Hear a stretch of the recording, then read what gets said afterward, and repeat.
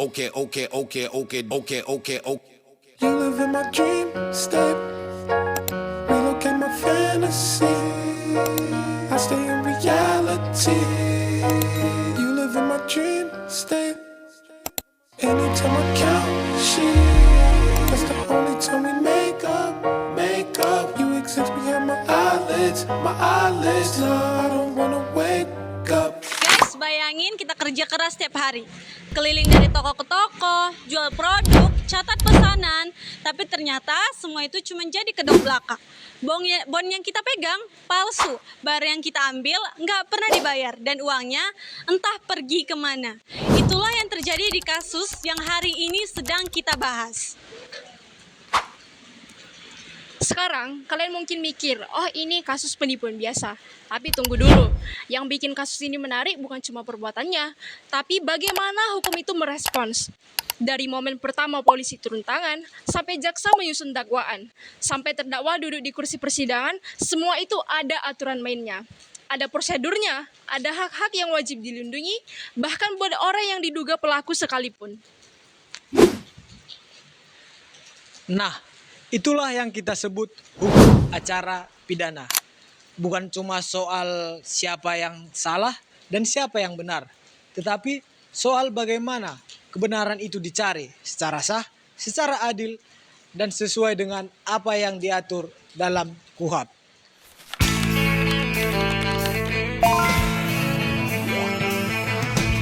No one told you life was gonna be this way.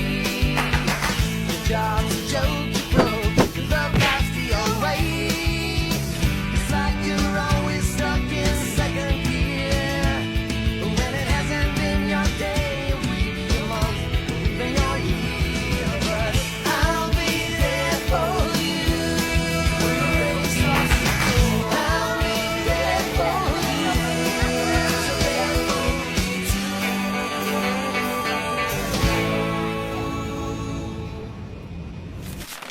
Jadi teman-teman, setelah kami melakukan observasi, di sini kami menemukan salah satu kasus yang menarik untuk dibahas, yaitu tentang hukum pidana dengan klarifikasi perkara penggelapan bond faktor. Yang dimana nomor perkaranya itu nomor 21 garing perkara pidana biasa garing 2026 garing Pengadilan Negeri Tebing Tinggi dengan terdakwa atas nama Yudi Darmawan alias Yudi dengan penuntut umum yang pertama Rolas Putri Febriani SH dengan Bosna Trimanta Perangin Angin SH dengan Hakim Ketua Douglas Hartamba, Hakim Anggota Sofyan Ansori Rambe, dan Hakim Anggota yang kedua Putri Januari Sihombing. Dihadirkan dengan 3 orang saksi. Yang pertama, Rizky Andika Sinaga. Yang kedua, Liza Nur Umi. Yang ketiga, Felicia Damani. Di sini jadwal sidangnya dilakukan 3 hari. Dan sidang pertama dilakukan pada hari Selasa pada tanggal 10 Februari 2026 jam 18.30 sampai dengan 18.40 dengan agenda pembacaan surat dakwaan. Dan sidang kedua dilakukan pada hari Selasa pada tanggal 24 Februari 2026 pada jam 16.55 sampai dengan 17.00 dengan agenda upaya perdamaian antara terdakwa dan korban. Dan sidang yang ketiga dilakukan pada hari Selasa pada tanggal 3 Maret 2026 jam 15.45 sampai dengan jam 16.15 dengan agenda upaya perdamaian antara terdakwa dan korban dan dari pengakuan dakwaan oleh terdakwa. Baik teman-teman, adapun putusan mengadili terdakwa Yudi Darmawan alias Yudi terbukti secara sah dan meyakinkan bersalah melakukan tindak pidana penggelapan yang dilakukan oleh orang yang penguasaannya terhadap barang tersebut karena ada hubungan kerja. Menjatuhkan pidana kepada terdakwa oleh karena itu dengan pidana penjara selama 1 tahun 3 bulan. Kemudian menetapkan masa penangkapan dan penahanan yang telah dijalani oleh terdakwa dikurangkan seluruhnya dari pidana yang dijatuhkan. Kemudian menetapkan terdakwa tetap ditahan, menetapkan barang bukti berupa 29 dus atau karton jenis minuman susu UHT, Simori dan yogurt. 43 bon faktur tagihan warna merah jambu, dan yang terakhir itu 42 bon faktur tagihan warna putih dikembalikan kepada korban yaitu CV Bintang Ceria Sakti melalui saksi Rizky Andika Sinaga, membebankan kepada terdakwa membayarkan biaya perkara sejumlah Rp5.000.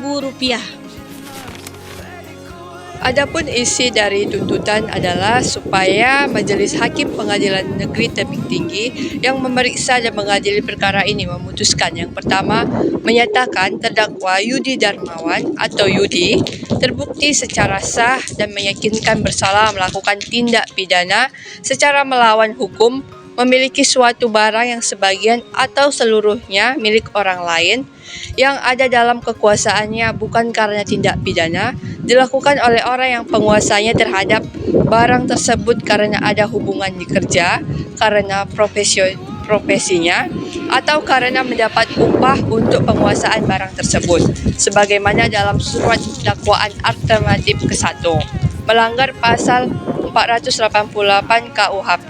Yang kedua, menjatuhkan pidana terhadap terdakwa Yudi Darmawan atau Yudi dengan pidana penjara paling lama 1 tahun 6 bulan dikurangi selama terdakwa berada dalam tahanan. Yang ketiga, memerintahkan agar terdakwa tetap ditahan. Yang keempat, menetapkan barang bukti berupa 29 karton jenis minuman yogurt. Yang kedua, 42 bon faktur fiktif penjualan dikembalikan kepada saksi korban atas nama Rizky Andika Sinaga. Yang kelima dan terakhir, menetapkan supaya terdakwa dibebani membayar biaya perkara sebesar Rp5.000. Tuh guys, di sini saya akan menjelaskan hasil dakwaannya. Terdakwa yang bernama Yudi Darmawan alias Yudi pada bulan Oktober tahun 2023 sekiranya pukul 10.00 WIB sampai dengan bulan Agustus tahun 2025 atau setidak-tidaknya pada suatu waktu dalam bulan tahun 2025 bertempat di Jalan Insinyur H. Juanda nomor 89 Kelurahan Tanjung Marulak, Kecamatan Rambutan, Kota Tebing Tinggi atau setidak-tidaknya pada suatu yang termasuk dalam wilayah hukum Pengadilan Negeri Tebing Tinggi yang berwenang dan mengadili perkara ini secara melawan hukum memiliki suatu barang yang sebagian atau seluruhnya milik orang lain yang ada dalam kekuasaannya dilakukan oleh orang yang penguasaannya terhadap barang tersebut karena ada hubungan kerja, karena profesinya, atau karena mendapat upah untuk penguasaan barang tersebut. Perbuatan tersebut dilakukan terdakwa dengan cara sebagai berikut. Bakwah berawal dari pada tahun Mei 2023, terdakwa yang merupakan pekerja dengan jabatan salesman di CV Bintang Ceria Sakti yang bekerja mulai tanggal 10 Mei 2022 dan diangkat oleh pemilik CV Bintang Ceria Sakti yakni Aswanto memiliki tugas untuk datang ke warung atau toko untuk menawarkan produk-produk Cimory. Kemudian mencatat pesanan dari warung atau toko tersebut, serta bagaimana proses pembayarannya. Kemudian terdakwa memilih warung atau toko yang akan membayar dengan cara pembayaran tunai. Lalu terdakwa memesan barang dengan cara membuka bon faktur fiktif melalui WhatsApp admin fakturis dengan nomor handphone 0885713112 dan 0898 3750145 yang mana isi pesan WhatsApp tersebut berisi pesanan terdakwa antara lain seperti sop gading, squeezy 1 karton, yogurt drink 240 gram kali 12 pieces, susu UHT 250 gram kali 12 pieces, susu UHT seberat 125 gram 1 karton mix, yogurt drink seberat 125 gram 1 karton mix, yogurt drink 200 gram 1 karton mix, stick 1 karton mix, dan yogurt drink 65 gram 10 pack mix yang mana pemilihan toko pada bon fiktif tersebut merupakan toko yang memesan barang dengan pembayaran tunai. Bahwa setelah terdakwa mengirimkan pesanan tersebut kepada admin fakturis, kemudian admin fakturis membuat faktur dan mengupload bon tersebut. Lalu bon tersebut diserahkan kepada terdakwa untuk terdakwa berikan kepada admin piutang. Setelah terdakwa menyerahkan bon faktur fiktif tersebut kepada admin piutang, Admin piutang mencatat dan menstempel bon faktur fiktif tersebut dan menyerahkannya kembali kepada terdakwa untuk terdakwa bawa kepada kepala gudang guna mengambil barang. Bahwa pada saat terdakwa tiba di gudang, terdakwa menyerahkan bon faktur fiktif kepada kepala gudang dan terdakwa selaku salesman mengambil barang sesuai dengan daftar barang yang ada di bon faktur tersebut dan meletakkannya ke dalam mobil minibus Grand Max atau menggunakan sepeda motor sales. Setelah terdakwa mendapatkan barang-barang sebagaimana yang ada dalam bon faktur fiktif tersebut, tersangka menjual barang-barang ke toko-toko dengan pembayaran tunai dengan memberikan bon putih tulis tangan, bukan bon faktur dari perusahaan. Setelah barang habis terjual, maka terdakwa menyerahkan bon faktur fiktif kepada admin piutang, yang mana tanda tangan yang ada di bon faktur fiktif merupakan tanda tangan terdakwa sendiri dan tidak ada stempel toko. Bahwa terdakwa sudah beberapa kali membuat pesanan fiktif atau bon faktur fiktif, mulai dari bulan Oktober 2023 sampai dengan bulan Agustus 2025. Dengan sebagaimana produk seperti minuman, yogurt, dan susu UHT, produk Cimory bahwa uang hasil penjualan barang ke toko-toko tersebut tidak ada. Yang terdakwa serahkan kepada CV Bintang Ceria Sakti, melainkan terdakwa gunakan untuk membayar hutang terdakwa dan berfoya-foya. Bahwa kerugian yang dialami saksi korban akibat perbuatan terdakwa yakni sebesar 91 juta rupiah.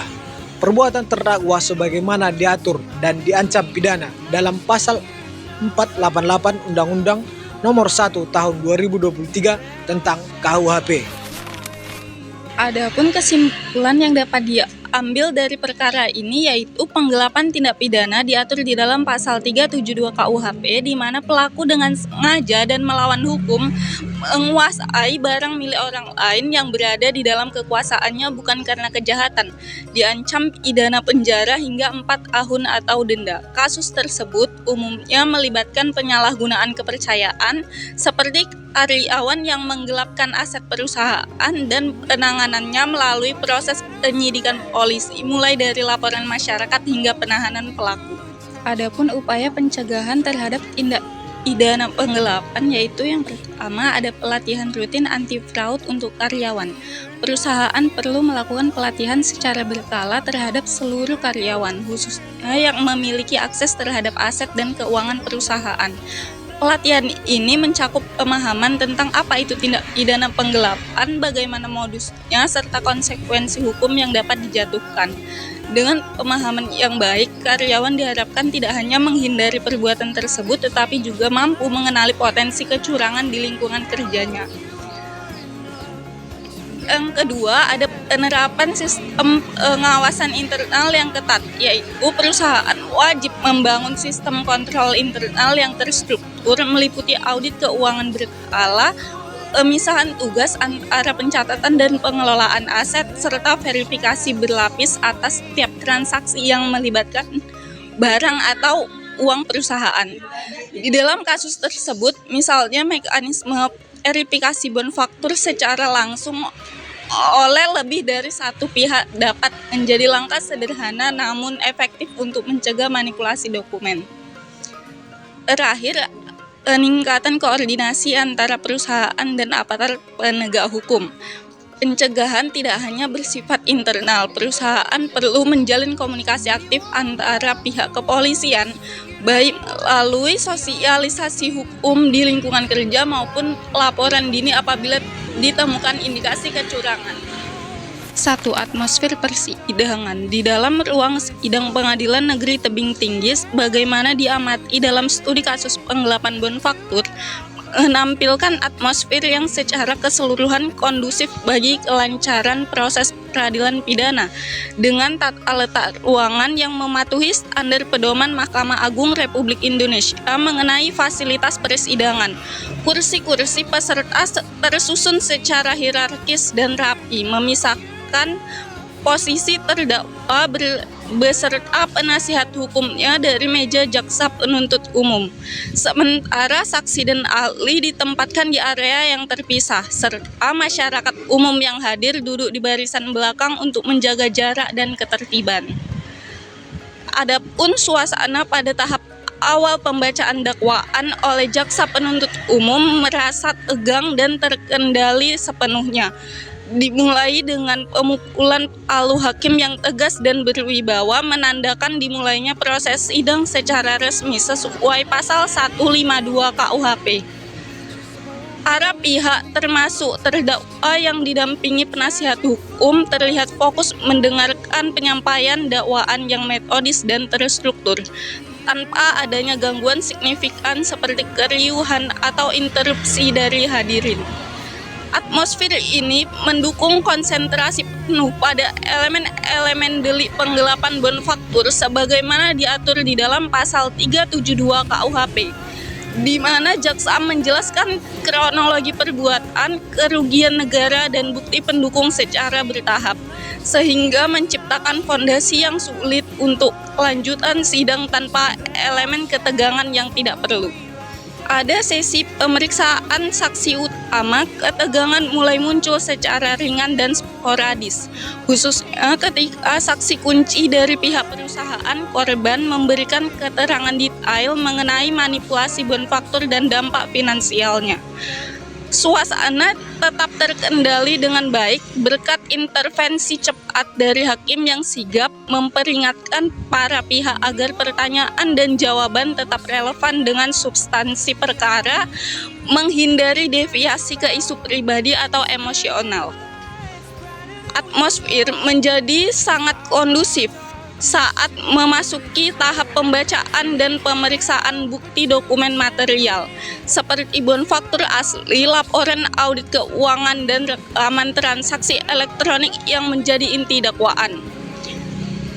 Ketegangan mencapai puncak ringan pada tahap pledoi penasihat hukum terdakwa, di mana argumen mitigasi disampaikan secara mendalam dengan menyajikan fakta kontradiktif terhadap dakwaan jaksa, termasuk interpretasi berbeda atas niat penggelapan bon dan faktor keterpaksaan ekonomi. Di dalam sesi replik jaksa penuntut umum, atmosfer persidangan menunjukkan keseimbangan yang matang dengan para pihak saling mendengarkan secara penuh tanpa interupsi atau perbuatan sengit di luar prosedur. 2. Efektivitas hakim. Hakim tunggal yang memimpin sidang penggelapan bonfaktur ini menunjukkan efektivitas tinggi sejak tahap pembukaan dengan memulai proses tepat waktu sesuai dengan jadwal surat panggilan sidang yang diterbitkan pengadilan, serta memverifikasi identitas semua pihak secara teliti sebelum memasuki substansi perkara. Adapun hakim menerapkan prosedur KUHP secara metodis dan komprehensif, termasuk pembacaan hak-hak terdakwa sebagaimana pasal 54 KUHP, menciptakan fondasi yang kuat untuk sidang yang adil dan transparan di Pengadilan Negeri Tebing Tinggi. Kinerja hakim terlihat sangat adil saat mengizinkan jaksa penuntut umum menyampaikan dakwaan lengkap dan terperinci tanpa pemotongan atau batasan yang tidak wajar, sambil secara proporsional memberikan kesempatan bagi terdakwa dan penasihat hukumnya untuk menyangkal atau mengajukan bantahan secara penuh. Sikap tersebut mencerminkan prinsip equality of arms atau kesetaraan senjata dalam peradilan pidana, di mana hakim berperan sebagai pengatur lalu lintas argumen yang netral, memastikan tidak ada pihak yang dirugikan di dalam presentasi posisi hukumnya. Di dalam tahap pemeriksaan saksi dan ahli, hakim menunjukkan ketegasan yang tepat dengan menyaring serta menolak pertanyaan-pertanyaan yang tidak relevan atau bersikap sugesti, seperti elaborasi emosional dari saksi korban yang tidak berkaitan langsung dengan unsur delik penggelapan. Keputusan-keputusan tersebut menjaga fokus sidang pada elemen-elemen pokok pada pasal 372 KUHP, termasuk niat jahat, penguasaan atas barang orang lain dan kerugian yang ditimbulkan, menandakan penguasaan materi perkara yang mendalam dan berbasis kajian prasidang. Efektivitas hakim semakin nyata dari kemampuannya mengendalikan alokasi waktu sidang secara efisien, menghindari protraction atau penundaan yang sering menjadi masalah di pengadilan negeri dengan beban perkara tinggi. 3. Argumentasi hukum. Secara sintetik, kekuatan argumen JPU yang superior dan kelemahan argumen terdakwa yang sistemik dalam narasi efektivitas hakim ini tidak hanya mencerminkan dinamika peradilan pidana yang seimbang, tetapi juga mengonfirmasi peran hakim sebagai aktor sentral dalam menegakkan standar kompetensi sebagaimana diatur dalam kerangka hukum nasional, di mana verifikasi identitas teliti, pengendalian waktu efisien, dan evaluasi objektif terhadap pledoi serta replik menghasilkan putusan yang dapat dipertanggungjawabkan secara hukum, berkontribusi pada persepsi keadilan substantif di Pengadilan Negeri Tebing Tinggi Sumatera Utara. Kekuatan JPU diperoleh dari sinergi dengan ketegasan hakim dalam menolak elaborasi emosional saksi dan merangkum poin krusial berbasis pasal 372 KUHP. Sementara kelemahan terdakwa timbul dari ketidakmampuan mengintegrasikan mitigasi dengan bukti kontrafaktual yang kuat, yang diekspos oleh penguasaan hakim atas terminologi pajak dan akuntasi tanpa kebingungan. Didukung pengalaman panjangnya di pengadilan negeri dengan beban perkara tinggi.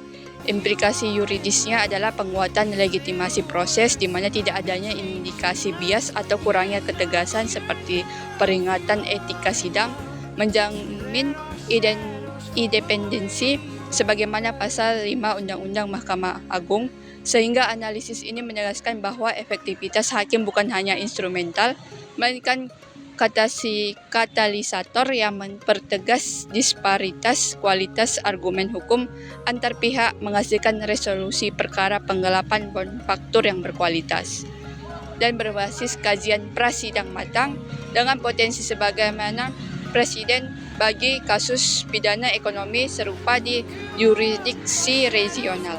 4. Catatan tambahan. Interaksi emosional antara saksi korban dan hakim tunggal selama pemeriksaan bukti dokumen material seperti bonfaktur asli dan laporan keuangan menjadi catatan relevan yang menunjukkan efektivitas hakim dalam menjaga konduksivitas sidang, di mana saksi utama dari perusahaan korban sering menunjukkan nada suara bergetar dan isyarat tangan tegas saat mengkonfirmasi manipulasi faktur, menciptakan ketegangan sporadis yang segera dinetralisasi oleh hakim melalui peringatan ketat untuk tetap relevan dengan substansi pasal 372 KUHP, sehingga argumen JPU mengenai penguasaan tanpa hak dan kerugian negara diperkuat tanpa deviasi ke narasi pribadi yang bisa dimanfaatkan penasihat hukum terdakwa. Kekuatan ini terlihat ketika hakim secara proaktif merangkum implikasi yuridis bukti, memastikan pemahaman bersama di tengah ekspresi frustasi saksi yang terpantau oleh hadirin, yang berkat tata letak ruang sidang hierarkis dan pencahayaan terang tetap tidak mengganggu ketertiban sebagaimana pasal 153 KUHP. Sementara kelemahan argumen terdakwa semakin ekspos saat penasihat hukum gagal mengkonter emosi saksi dengan bukti kontrafaktual karena hakim menolak elaborasi sugestif yang berpotensi memicu perdebatan. Ya guys, terima kasih telah menonton video kami. Jangan lupa untuk like, comment, subscribe, dan share ke teman-teman kalian ya. See you!